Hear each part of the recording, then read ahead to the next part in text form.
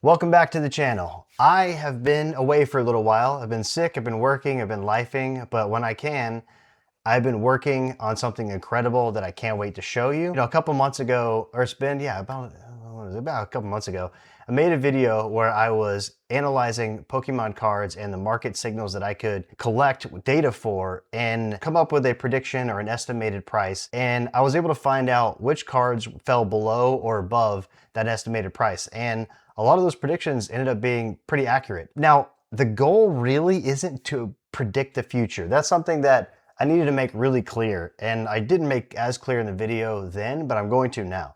No one can predict the future. That's that. When we say predicting price, we mean like you can fit a model with enough inputs where it can become directionally correct, and whichever ones don't continue to follow that pattern, they are outliers, and those outliers can explain a lot. And so with that, I have been building my own site, Collectrics. It's a Pokemon analytics platform. I've been building this for months, and this was a perfect fit to say, if I can enhance this model, if I can productionize, if I can scale this model, we can put this in the site. Like, there is a path here to greatness, basically. However, I've had a few key troubles in being able to make that happen. So I want to explain now in this video what those bigger problems were, how I overcame them, and how now in the next couple of days, hopefully within a week, it could be even sooner, that I'm going to launch this new feature on Collectrics. You can go to mycollectrics.com, and I'm calling it Collectrics IQ.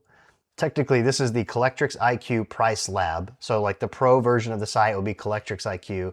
Price Lab is what we're calling this particular feature. Without further ado, let's jump in. So the original model that I built was three main features. We have character premium, card appeal, and universal appeal. So I won't go through all of those. Really, you should go watch the original video first.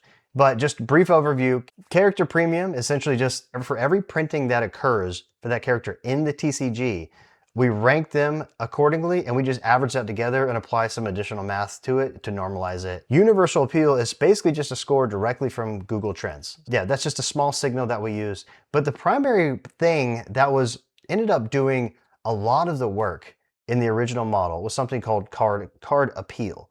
And all that really was just me basically plugging in a number, understanding community sentiment for a card and just giving it a 1 to 10 ranking. And it turns out that was really good at predicting the price. If we take out the character premium, the universal appeal, and you just chart price versus card appeal from the original score that I had done, I mean, it's there. The big problem with it, again, is like you can't repeat that, you can't scale that, and it will always have the inherent problem that it's subjective. So how do you solve for card appeal? We could technically like create surveys and try and go out and get, do more scraping across social media and get like a social listening tool going to try and understand like which cards are the most sought after. But that's really noisy data and extremely difficult to set up and try to model after. So like, what are the things that we have available that we can use? The first thing I kind of looked at was search volume. Like, we have Google Trends.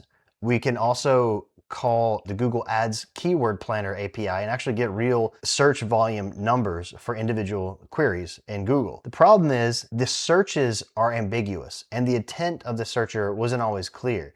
If you were to type in Pikachu SIR, well, Pikachu SIR in the past couple months will mean the Trikachu. Last year, it would have meant the Pikachu from Surging Sparks, right? Like, the context isn't clear for searches like that. What I could gather and put together, it was, well, somewhat directionally accurate. It was hard, impossible to use and unreliable. So then I was like, what about the demand pressure? So the demand pressure is something we already had in the Collectrics today, which is the amount of absorbed supply versus the active listings on average. So higher demand pressure would mean higher more valuable cards. And that's tends to be mostly true. So if you see here, there's a pretty strong correlation between demand pressure and then the price of the card.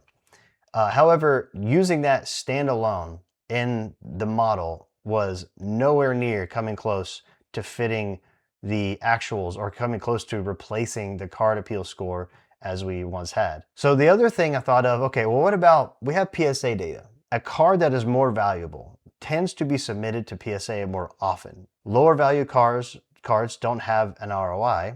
They trickle in, but don't have anywhere near the volume. But how do you use that data? Because population reports, but they don't tell you how frequently they were submitted over time. So the graded cards per month as like a frequency, let's see how that does. You end up seeing a little bit of a trend, but nothing to really hang your hat on.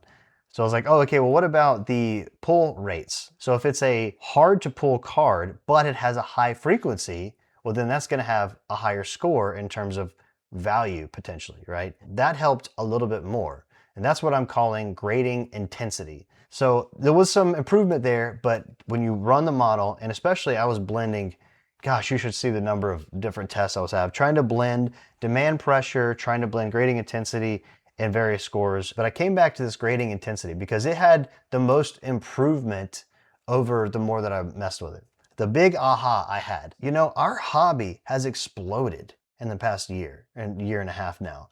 And grading has become unanimous or ubiquitous. Sorry.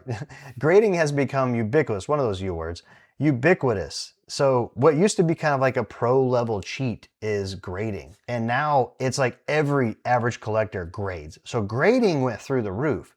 So like for instance, Ascend of Heroes just came out in the peak of all of this Pokemon craziness.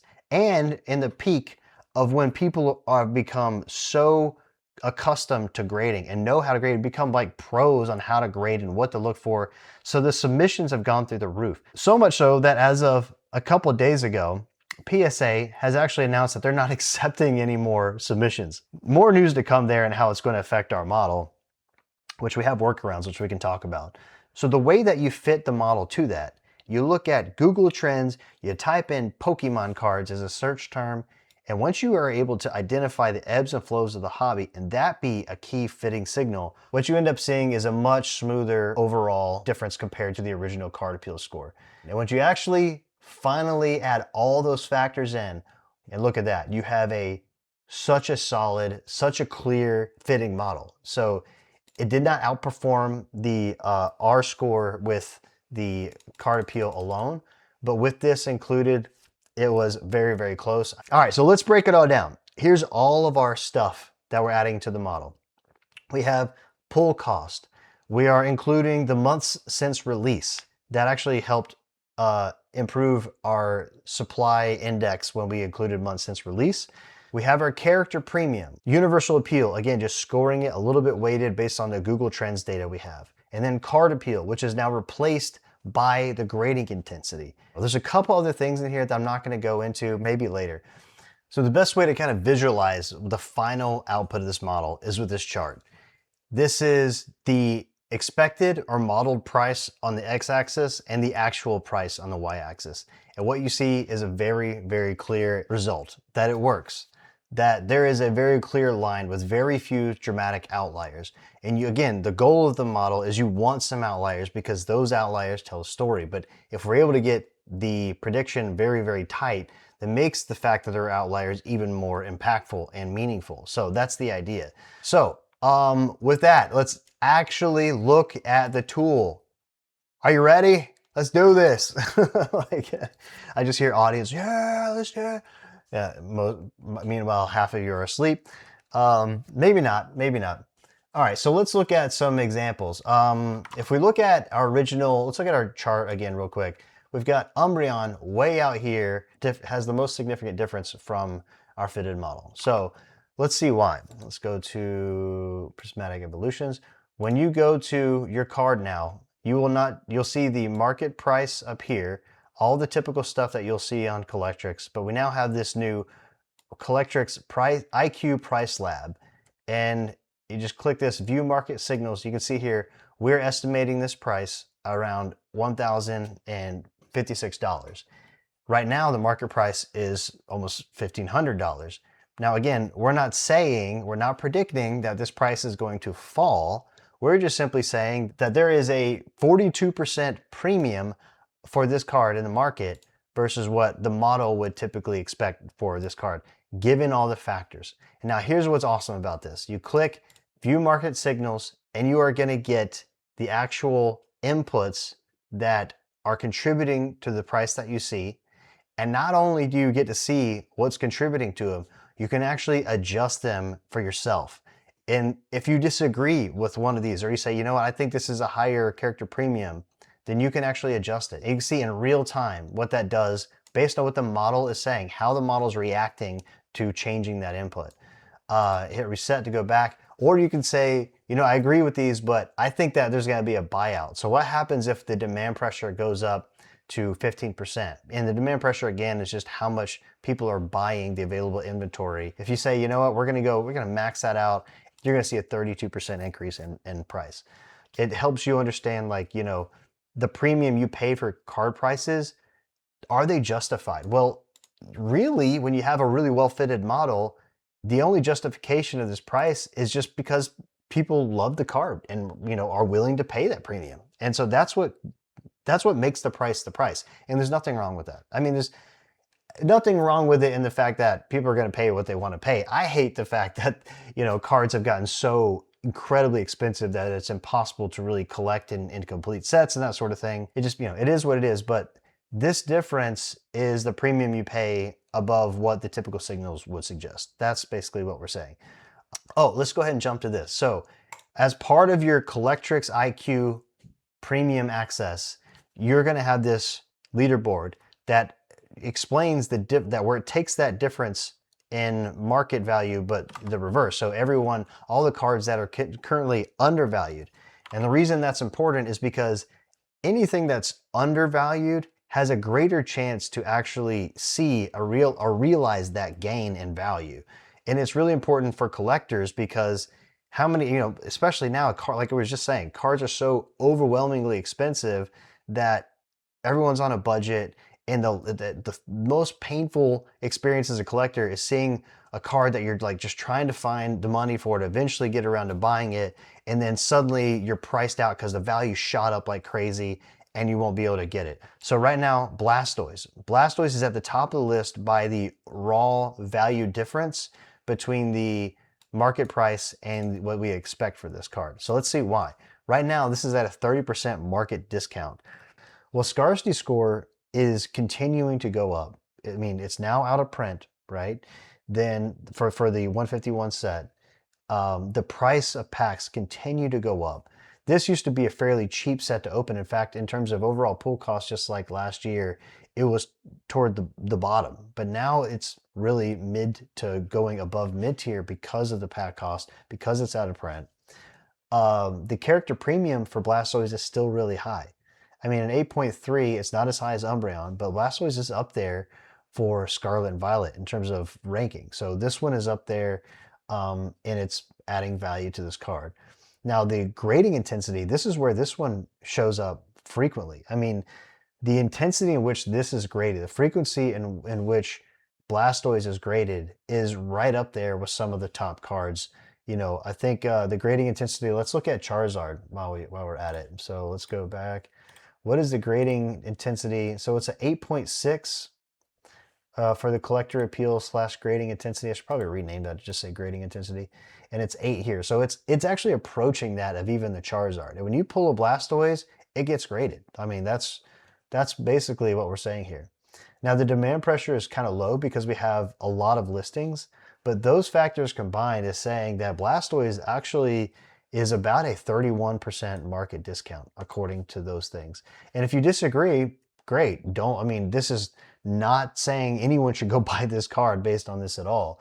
But if you say, like, actually, I don't think that character premium is really worth it. If I say, in fact, if I just move this slider down to the market price, character premium would be like 6.8 out of 10. If you think that's around where Blastoise should sit, then that's your adjusted price. You can disagree with the model. You can adjust it according to you, but that's just where the data lie and says this character typically ranks. So yeah, that's it. So yeah, let's go back to the leaderboard.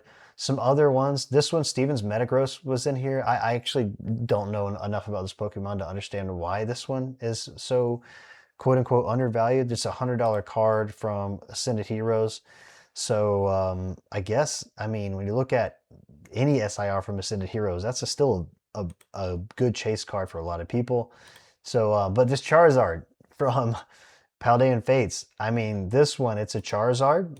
So of course it has a high character premium. The scarcity score for Paldean Fates is going up even more. So is it out of print? Yeah, I think it's out of print now.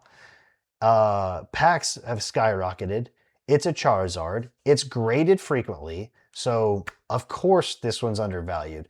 Now the demand pressure is kind of lowish because there's just not as many people buying it and right now, but that could easily change. So if you say like, hey, you know, if a lot of people start buying this card, especially if this peaks out around that 15%, which is around that like, you know, the chase card from Ascended Heroes right now, this could easily double. Like this is a card that could double in price.